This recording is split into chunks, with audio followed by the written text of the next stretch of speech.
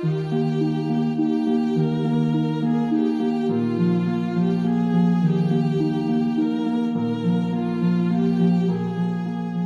Tuhan yang terkasih, kita akan merenungkan firman Tuhan yang terambil dari kitab 2 Samuel pasal yang ke-6, ayat 10 dan ayat yang ke-11, yang berbunyi demikian.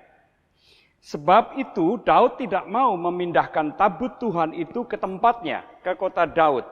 Tetapi Daud menyimpang dan membawanya ke rumah Obed-Edom, orang Gad itu. 3 bulan lamanya tabut Tuhan itu tinggal di rumah Obed-Edom, orang Gad itu, dan Tuhan memberkati Obed-Edom dan seisi rumahnya. Demikianlah firman Tuhan, mari kita satukan hati kita di dalam doa. Sesaat lagi kami akan merenungkan firman-Mu, ya Tuhan, tolonglah kami supaya kami boleh mengerti apa yang Tuhan kehendaki. Di dalam nama Tuhan Yesus kami berdoa. Amin. Saudara-saudara yang saya kasihi, di dalam Alkitab kita sering kita membaca satu pernyataan bahwa Allah tidak memandang muka. Itu baik ada di dalam perjanjian lama maupun juga di dalam perjanjian baru. Artinya apa? Artinya Allah itu tidak membedakan orang karena sukunya, karena bangsanya, tetapi karena ketaatannya. Nah, apa yang kita baca tadi merupakan bagian dari sebuah kisah perjalanan tabut perjanjian atau tabut Tuhan. Dulu pernah direbut oleh bangsa Filistin, lalu Daud berperang melawan bangsa Filistin dan memenangkannya, lalu mengambil kembali tabut perjanjian itu. Nah, dalam perjalanan menuju ke kota Yerusalem, tiba-tiba terjadilah suatu insiden yang akhirnya menewaskan salah seorang pengiringnya yang bernama Uza. Peristiwa itu sangat mengejutkan, mengagetkan Daud dan membuat Daud merasa gentar.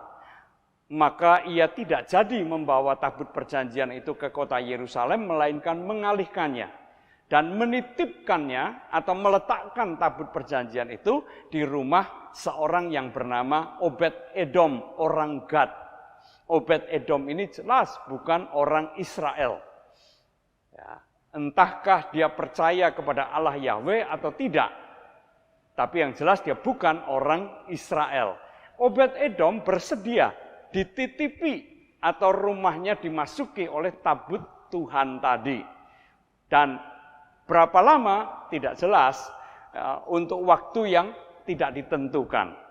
Nah, sejak tabut perjanjian itu berada di rumah Obed-Edom, dikatakan bagaimana Tuhan memberkati Obed-Edom dan seluruh isi rumahnya.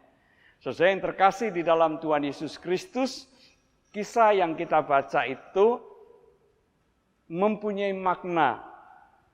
Betapa orang yang seringkali disebut bukan umat Allah, tetapi mereka terbuka menyambut kehadiran Allah. Ya, tabut perjanjian itu di dalam perjanjian lama akan dipahami sebagai lambang, sebagai simbol kehadiran Tuhan. Bahkan tidak jarang diasosiasikan atau diartikan sebagai kehadiran Tuhan sendiri. Tuhan yang hadir di dalam tabut perjanjian itu. Nah, penerimaan Obed-Edom atas tabut perjanjian itu mengartikan bahwa ia menyambut kehadiran Allah di dalam hidupnya, di dalam rumahnya. Dan oleh karena itulah ia pun mengalami berkat Allah yang berkelimpahan di dalam kehidupannya. Saudara-saudara yang terkasih dalam Tuhan Yesus Kristus, firman Tuhan ini mau mengajarkan dan mau mengingatkan kepada kita.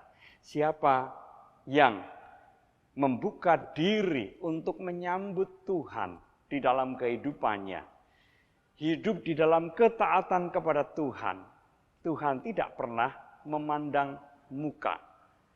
Ia akan hadir dalam kehidupan orang-orang yang seperti ini, dan Tuhan akan menyatakan cinta kasih dan berkat-Nya di dalam kehidupannya.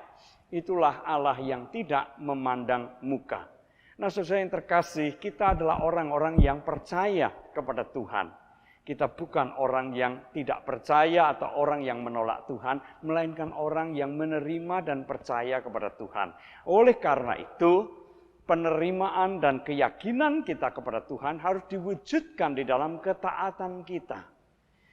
Siapa yang taat melakukan apa yang menjadi kehendak Tuhan, apa yang menjadi firman dan perintah Tuhan, itu menunjukkan bahwa ia menerima Tuhan di dalam kehidupannya. Dan percayalah, kehidupan yang semacam itu akan menjadi kehidupan yang sungguh diberkati oleh Tuhan. Percayakah Bapak, Ibu, dan saudara sekalian? Amin. Mari kita kembali berdoa. Bapa di dalam surga, ajarkan kepada kami untuk senantiasa membuka diri, menyambut kehadiran Tuhan, dan membiarkan Tuhan memimpin hidup kami, supaya hidup kami boleh seturut dan sesuai dengan kehendak Tuhan, dan kami juga boleh menikmati berkat-berkat sejati yang dari Tuhan. Di dalam Kristus kami berdoa. Amin.